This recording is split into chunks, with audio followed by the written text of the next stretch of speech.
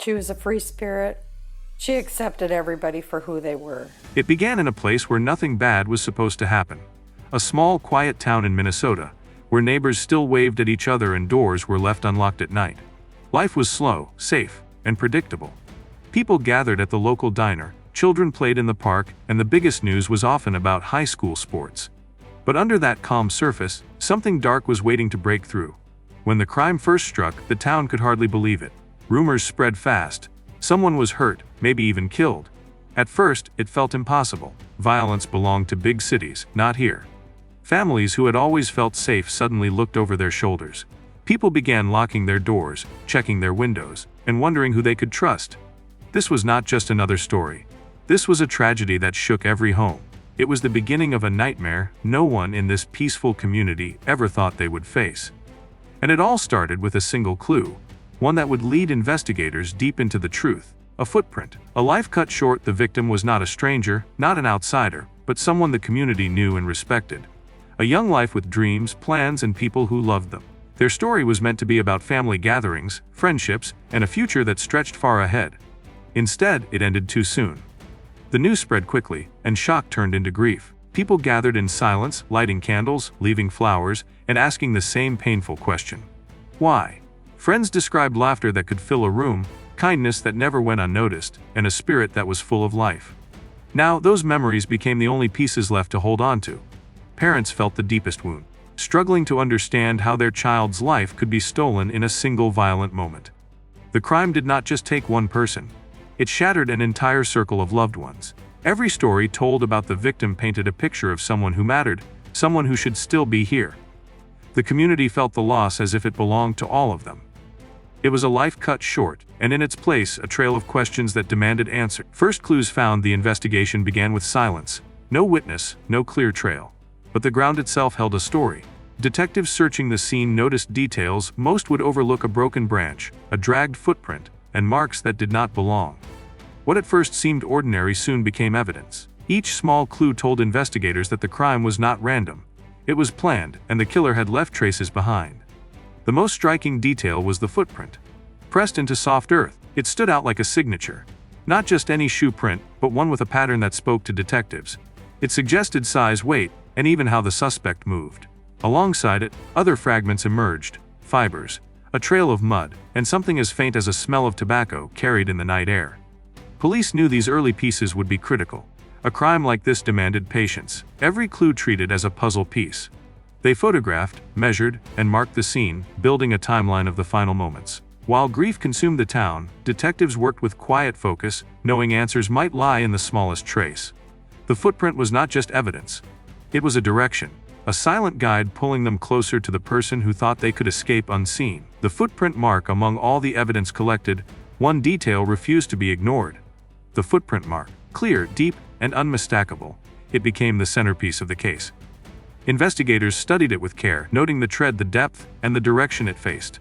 This was not just a random print. It was the sign of someone in motion, someone heavy with purpose, leaving behind the only voice of their presence. Forensic experts took casts, measuring every ridge and pattern. They compared it to countless shoes, narrowing down brands, sizes, and even possible years of wear.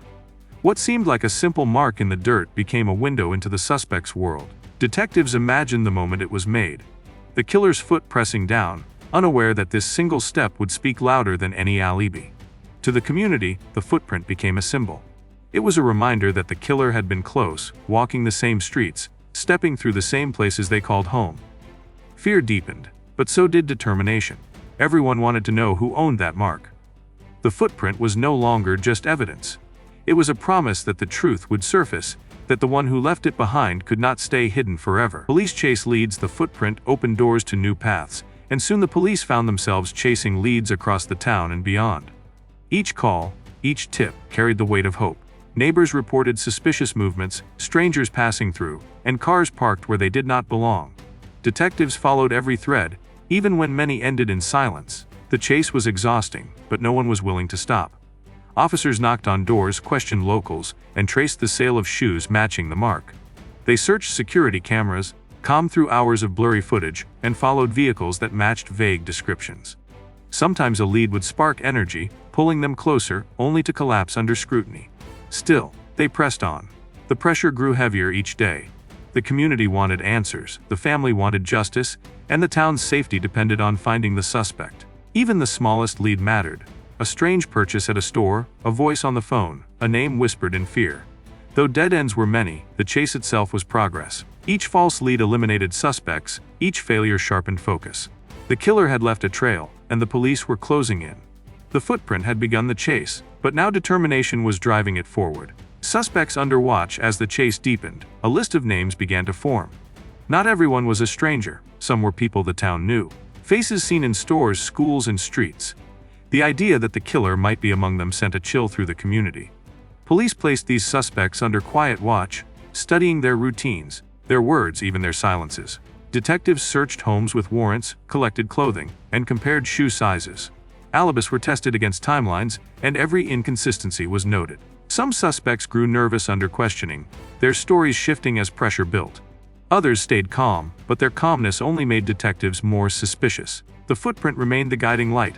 Shoe after shoe was checked, some eliminated instantly, others held for deeper comparison. It was slow work, but each test cut the list smaller.